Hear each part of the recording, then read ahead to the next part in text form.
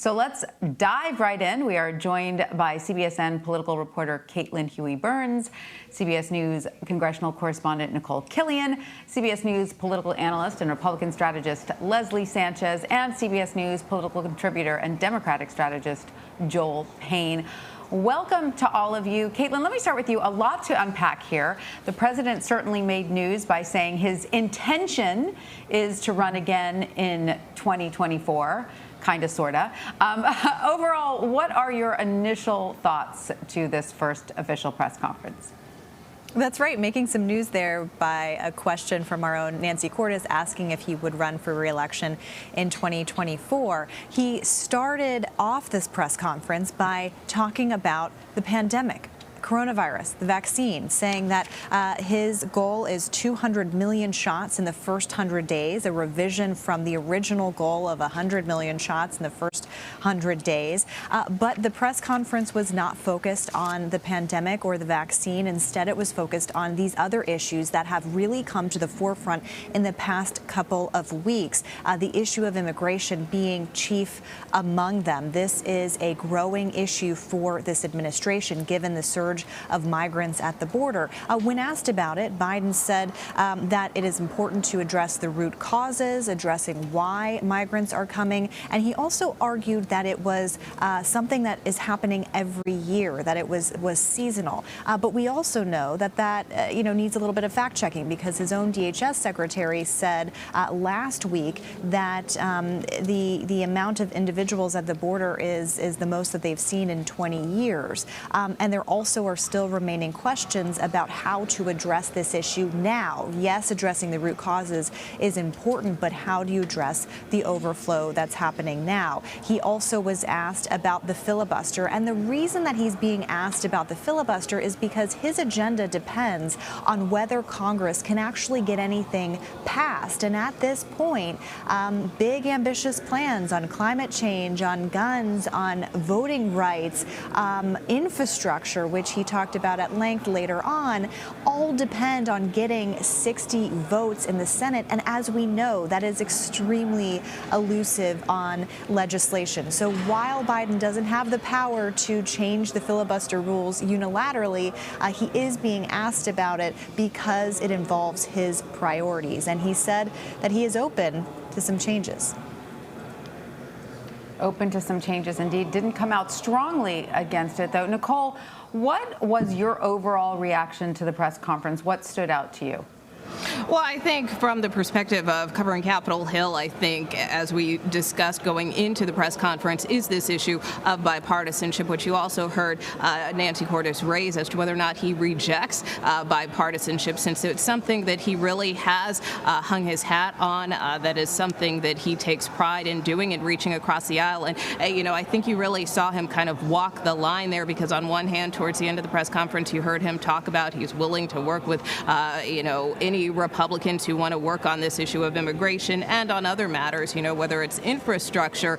He did also say at a point in the press conference that he's practical and that he realizes that in order to get things done, he needs 50 votes, basically 51 with a tie break from the vice president. So I think that was a very clear indication of his strategy, which is the strategy that we saw employed with the American Rescue Plan, the fact that that went through this budget process of reconciliation where it did not necessarily require Republican support. It was something where Democrats could pass that on their own. There is talk potentially that strategy could be used again for this big infrastructure plan that could be coming down the pike. So I think, he made clear when it comes to getting things done, if he has to go to that simple majority, he will. But on the same token, he did emphasize that, while he may not be able to unite Congress, he feels he has been able to unite the country, and he made that distinction of saying that he believes he has support of Republican voters, even if he doesn't necessarily have the support of Republicans in Congress. And that continues to be a distinction that we have heard not just from the White House, but also from Democratic members of Congress. So I think that is a thread to watch going forward as far as this next big plan that he puts forth, which is expected as soon as next week. All right, Nikole Kilion, thank you so much. I know you have to dash. Thank you so much for joining us. We appreciate it. Joel, let me turn to you now. There was a lot of time spent on the situation at the southern border.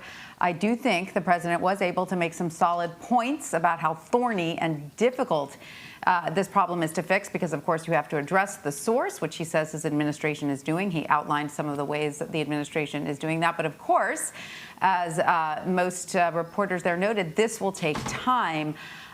In terms of the immediate response to the situation at the border, what did the president outline he was planning to do? And do you think that this administration will not be given the luxury of that time to deal with what's happening at the border?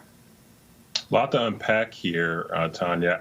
The first thing I noticed is something that Caitlin mentioned, was that the president started with this, big announcement about coronavirus, and none of the reporters there, including our own Nancy Cordes and others, decided to follow up on really anything related to coronavirus.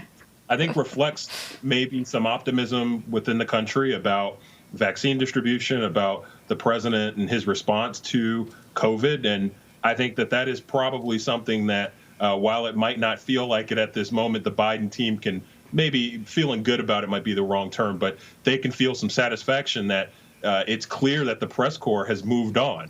And that's reflective of the country. To your question about immigration, however, I think this is an obvious, clear and present, crisis moment for the administration. I know there's been consternation about whether the term crisis is appropriate to use, but obviously there's been a lot of attention. It's heightened public awareness within the last few weeks. I think the president has been pretty clear about his values, that he's not going to make apologies for rolling back some of those Trump-era edicts and mandates related to child separation, et cetera, but that he understands that there is an issue to deal with here. He talked about the value of not wanting these young people to be in these facilities for too long, to being clear with those who are seeking to send their children across the border that they should not do that. I think the president has done everything you could ask him to do in terms of public messaging. I think obviously the execution becomes a challenge. They have executed well on coronavirus vaccine distribution, on managing that crisis. This is a new crisis that I imagine the president and his team will now look to wrap their arms around. Last thing I'll say, I thought that the back and forth about the filibuster was really interesting. I know Caitlin noted it on her Twitter feed that was a real kind of watershed moment. That's the furthest we've heard Joe Biden go on the filibuster. He's obviously talked about the talking filibuster before, but he acknowledged it was essentially kind of a threat without a lot of teeth behind it. But it was a threat that if you can't get things done that mean something to the American people, that he would be willing to go further. Last thing, I promise. I'm sorry, Tanya. It reminded me a little bit also of Barack Obama in this way. Barack Obama, I remember on that campaign trail in 2008, talked a lot about Obamacans, these Republicans that Barack Obama counted as his supporters. And I thought it was so interesting that President Biden has really driven a wedge between Republicans in Washington and Republicans around the country that broadly support his agenda, even if the Mitch McConnells and folks on Capitol Hill, those Republicans on Capitol Hill, Kevin McCarthy, et cetera, if they don't support the president. And so I thought that was an interesting tactic that we saw the president employ as well. Absolutely. And Joel, never apologize. We always love your insights, no matter how long they go. So thank you. Leslie, I want to have you weigh in on how you think Republicans will respond to this press conference. Tremendous amount of pushback is going to be from Republicans. I think you've already seen and heard that. Senator Ted Cruz, on the issue of the border, took a delegation of 17 members down there to see firsthand what the situation is like. And they talk about the lack of media transparency, the lack of seeing the actual conditions these children are living in. And that pressure from Republicans is why you've seen this dramatic pushback by the Biden administration. Talking the news today, 5,000 beds at Fort Bliss. I have been to Fort Bliss. I've covered the U.S.-Mexico border for 20 years. I will tell you that the irony is steep when you talk about, it's something that's going to be managed by HHS in terms of the care of these facilities, but using Department of Defense resources, let's say logistic or whatever it is, for 5,000 beds as the Biden administration is a temporary solution. Had the Trump administration said that, any use of DOD resources came with tremendous criticism, and you don't see anything here. I think Lindsey Graham also came forward and said he called it a virtual human tsunami that has happened in the Biden administration. The numbers prove that to be the case, but I'd call it a human trafficking tsunami. No one is addressing with real clarity what is happening, the abuses across the line of these children, and these kind of Band-Aid approaches and trying to find safe havens, temporary safe havens, and how weakly it was understood, the weak message, I would say, that these families, these children, in many cases, if their mother or he said mother particularly, are in Latin America, that they will, or Central America, they will be returned. That probably makes the most sense. There is a push-pull with our southern border, and there has been for half a century. And the policies that we have in the United States of really attracting and opening the gates, so to speak, where it's a worthwhile risk, that's a very dangerous game. And I think that's right in the middle of where the Biden administration is. So Joel's right, unpacking that. This border crisis, especially after what I heard today, is going to be a more dramatic crisis because the signals are mixed. And there's a lot of sympathy in Mexico for kind of opening and allowing the migrants to pass through. That is not going to be corrected. It has never been corrected with a soft touch. It really has to be a strong U.S. stand on border security and coming up with a solution that works. All right, let's bring in now CBS News senior White House and political correspondent Ed O'Keefe. Ed, a lot of time was spent on the border and immigration policy, but let's get to gun control. As you know, there have been 2 high-profile mass shootings recently. There's the ongoing debate between Democrats and Republicans over how to handle gun control in America. Unfortunately, for so many Americans, this story is ringing all too familiar. But Ed, did the president address gun control head on today? No, he didn't, and he acknowledged that it's because of timing. The point he made is that, look, successful presidents lay things out, try to get them done at certain points in their presidency. This is a well-organized, carefully orchestrated administration that is focused right now on the economic relief and the economic recovery. That the next big mission, as he pointed out there, and a lengthy question about gun control resulted in a lengthy answer about infrastructure spending and why it's needed. The point that he was trying to make is that is something we'll get to, addressing gun violence in this country. But for now, the urgent focus for him, for his administration, for Democrats on Capitol Hill, is sorting out how to pay for and how to make big changes in the nation's infrastructure. Look, we've spent plenty of time discussing the fact that every time one of these shootings happens, eyes turn to the White House and the Capitol to see what could possibly be done. He knows as well as anyone that right now, at this exact moment, something that can't necessarily get done.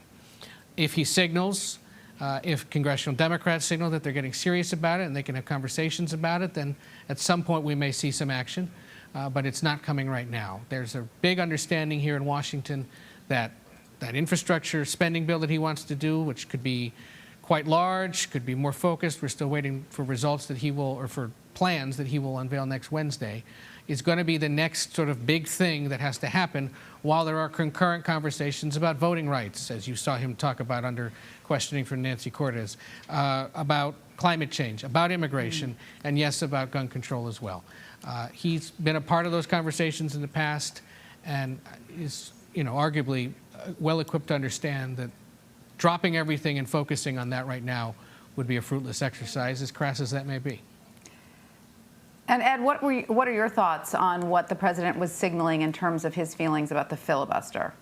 Well, I mean, I think his attitude is, look, he doesn't rule out the possibility that if Republicans remain intransigent and unwilling to work with him, that, yeah, at some point it may be needed. But he served in the Senate, and he has served in Washington long enough to know that the shoe on your left foot today could be on your right one tomorrow, and the situation could be reversed. I think he and several other members of his party are trying to signal to Democrats and to his supporters and to those who want to see it abolished that this could be turned around and used by Republicans or by a conservative government later on. And so, he doesn't necessarily want to go there just yet. And let's be honest, let's be frank. All the Senate has done this year is pass a multi-trillion-dollar piece of legislation under budget rules that allowed for a simple majority vote and confirmed dozens of Biden administration officials. There has yet to be a legislative-focused debate in the Senate that has led to a Republican throwing up the filibuster rule. Unless or until we get to that point, in his view, this is an academic conversation. The question will be when they get back from the Easter recess. What do Democrats in the Senate want to work on first? Do they take up this infrastructure bill? Do they put the voting rights bill on the floor? Do they take up the immigration legislation that the House passed or the gun control legislation? That's a calculation that the White House and Chuck Schumer are taking, and we'll hear more about it in the coming weeks. But unless or until a filibuster is thrown up, this president, for now, is talking more theoretically about it and doesn't necessarily see the need to do it. He made a point there early on. He says, I'm well equipped to understand what it takes to get a deal done in the Senate. That is true. He was there a long time. He hasn't worked with most of the senators that are there now, but he understands how you can get something done. And let's see here in the coming weeks if he figures out ways to do that that avoid having to take that step and removing the filibuster. All right. Well, Ed O'Keefe, we know you have to dash. Thank you so much for joining us. We appreciate it. Caitlin, I want to turn back to you and ask you about the president's comments around voting rights. He got very incensed about some of the legislation that certain southern states are considering passing. And, you know, there were moments, there were fiery moments from the president, and that was one of them. Can you give us some insight into that?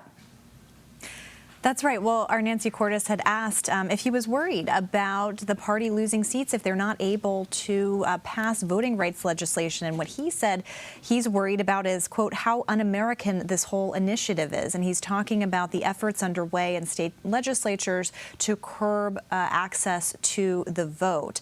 We've seen Iowa already pass and sign into law a measure that would cut back on the number of early voting days and the hours of voting. Georgia right now today is debating a final bill that could become law as soon as later this week or maybe next week to cut back on or to add some voting restrictions, even though it looks like this version of the bill being considered isn't as extreme as some of the original proposals. But the reason that it is being posed to this question is being posed to President Biden is because this is an issue that is really animating the base of the Democratic Party, and opposition to voting rights legislation and H.R. 1 S1 being considered now by the Senate is a key animating force among the base of the Republican Party. So this is an issue that we've reported on a lot over the past several months, and talking to activists who are advocating for voting rights legislation, they say that they're focusing now on the filibuster because they can't get anything passed on this from a federal perspective without getting rid of that rule that requires 60 votes to continue. So that's kind of where that debate has been centered. He was also notably asked if he agreed with former President Obama, who last year at the funeral for John Lewis, giving his eulogy there, said that the filibuster should be abolished to be able to pass voting rights. And he called the filibuster a relic of Jim Crow. Biden was asked today, does he think it's a relic of Jim Crow? And he said, yes. So then he was asked, well, why not abolish it? And he said, successful electoral politics is the art of the possible. Let's figure out how to get things done. Let's deal with the abuse of the filibuster itself. So not going as far, but voting rights activists that we've spoken to say they're focused on the filibuster because the filibuster had been used traditionally to stymie civil rights legislation. But Republicans are arguing that, look, what Democrats are trying to pass in terms of H.R. 1 S1 is a federal takeover of state-run elections, and that it would create some big burdens for state and local officials, which is true. It would create some big hurdles for them to implement some of these changes. And they also argued yesterday in a hearing that not all of the bills being talked about across the country are actually making their way through into law. Democrats, however, say that there needs to be federal legislation because of everything that's going on in the states. They want to be able to create same-day voter registration, expand vote by mail, and they think this is an issue that in terms of their base is front and center. And just the last thing I'll say is that, you know, the focus on this, Democrats who are supportive of abolishing the filibuster kind of feel like they don't have much to lose at this point because their base really wants them to get something done. And if they can't deliver on the agenda that they promised because the filibuster is getting in the way, Jeff Merkley, who is a senator who has been advocating for filibuster reform, told me last week that he's worried that Democrats will lose seats in the House and the Senate because their voters won't show up because they'll wonder, why didn't you get anything done because of these rules? So those are kind of the background dynamics at play. But as Ed mentioned, there is a very, very long way to go in terms of filibuster reform, and we'll see if this issue is something that becomes an issue in the 2022 midterms. Legislation instantly pivots to questions about the filibuster. All right, well, we could continue on with, diving into what the president said for hours, but we've run out of time. Caitlin Huey-Burns, Leslie Sanchez, and Joel Payne, thanks so much for joining us.